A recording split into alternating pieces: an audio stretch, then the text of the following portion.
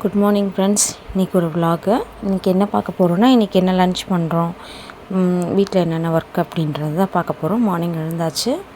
அதுக்கப்புறம் பார்த்திங்கன்னா நேராக கிச்சனுக்கு தான் போக போகிறோம். எப்பயும் போல் பால் காய வச்சுட்டு நம்ம போய் வாசலில் கோலம் போட்டு வந்துடுவோம். இது வந்து பார்த்திங்கன்னா நேற்று வச்சு பழைய சாதம் கொஞ்சம் இருந்தது, அதனால் அப்படியே இருக்குது.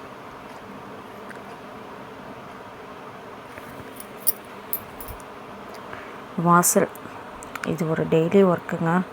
கோலம் நல்லா இருக்குங்களா?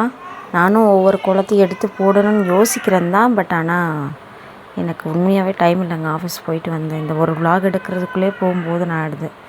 கோலம் வேலை முடிஞ்சிருச்சு. நான் பால் காய வச்சுட்டு போயிருந்தேன். அடுத்து மெஷினு. நான் இதெல்லாம் நடுவில் நான் இது வரைக்கும் காமிச்சதே இல்லை. பாருங்கள், பால் காய்ஞ்சிருச்சு. நான் காஃபியும் போட்டுட்டேன்.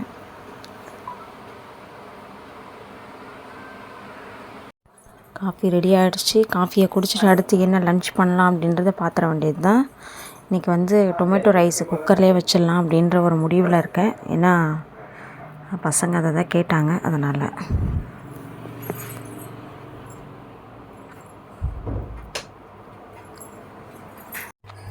டொமேட்டோ ரைஸு அதுக்கு வந்து பார்த்திங்கன்னா டொமேட்டோ ரைஸ்க்கு வந்து பொட்டேட்டோ பண்ணலாம் அப்படின்னு ஒரு ஐடியா வச்சுருக்கேன். இது பார்த்திங்கன்னா கருவேப்பிலை மோர் ஃப்ரெண்ட்ஸ். இது ரெகுலராகவே நம்ம வீட்டில் வந்து மார்னிங் இருக்கும். பார்த்திங்களா, எப்போவுமே எடுத்தோடனே நம்ம வீடு க்ளீனாக இருக்கிறத தான் பார்த்துருப்பீங்க. அதுக்கு முன்னாடி எப்போவுமே இப்படி தான் இருக்குமான்னு கேட்குறவங்களுக்காக இது இப்படி தாங்க இருக்கும். சமைச்சு முடித்த உடனே இதெல்லாம் சரி பண்ணி தான் இந்த வீடியோ எடுக்கிறது. பார்த்திங்களா, அவ்வளோ பாத்திரத்தையும் சரி பண்ணி அங்கங்கே வச்சாச்சு, விளக்கி வச்சாச்சு. கிச்சன் திருப்பியும் க்ளீன் ஆகிடுச்சு. லன்ச் என்ன அப்படின்னு பார்த்தோம்னா வந்து பார்த்திங்கன்னா நான் குக்கரில் வச்சு தக்காளி சாதம்,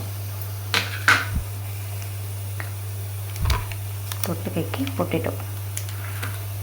ஏன் கம்மியாக இருக்குதுன்னு பார்க்காதீங்க, எல்லோரும் எடுத்துகிட்டு போயிட்டாங்க. இது ஒருத்தவங்களுக்கு அவருக்கு மட்டும்தான் வச்சுருக்கோம். இதுதான் மார்னிங் டிஃபனுங்க எங்களுக்கு. கஞ்சி, சின்ன வெங்காயம். பசங்களுக்கு தோசை கொடுத்துட்டேன்.